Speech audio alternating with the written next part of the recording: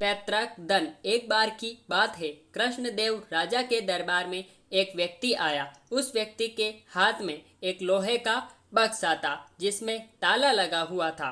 वे राजा से बोला कि इस बक्से में मेरे पूर्वजों की धन संपत्ति है, आप इसको अपने पास रख लो, जिससे कि मैं उत्तर भारत के सभी मंदिरों में दर्शन के लिए जा सकूं। राजा ने उस व्यक्ति की बात को मान लिया। इसके बाद वे व्यक्ति वहां से चला गया। राजा ने अपने सैनिकों से कहा कि इस बक्से को राज खजाने में रख दो।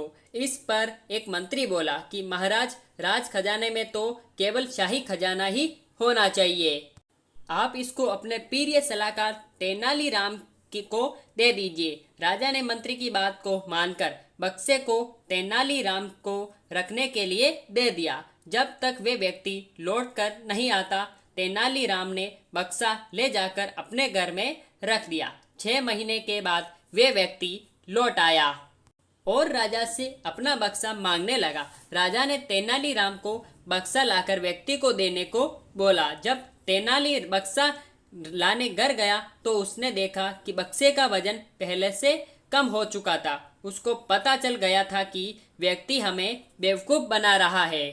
इसके बाद वे खाली हाथ ही दरबार में गया और उस व्यक्ति से बोला कि मैं तुम्हारा बक्सा नहीं ला सकता, क्योंकि तुम्हारे पूर्वज हमारे घर आ रखे हैं। उस व्यक्ति ने राजा को कहा कि तेनालीराम झूठ बोल रहा है, ये मेरे खजाने का बक्सा नहीं देना चाहता। तेनालीराम ने राजा से भी यही बात कही।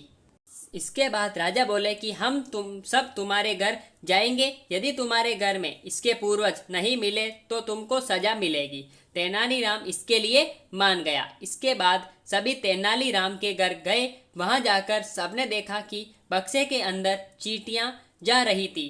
राजा ने बक्से को खोलने का आदेश दिया और जब बक्से को खोला गया तो उसमें चीनी भरी हुई थी। राजा ने उस व्यक्ति को कहा कि तुमने हमको बेवकूफ़ बनाने की कोशिश की। वे व्यक्ति बोला कि ये उसने एक मंत्री के कहने पर किया है, जो तेनालीराम को फंसाकर सजा दिलाना चाहता था।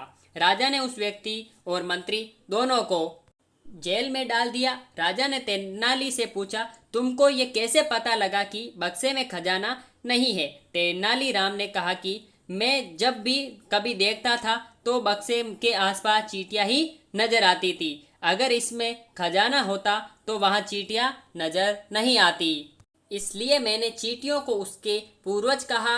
राजा ने तेनाली की बुद्धिमानी की तारीफ की।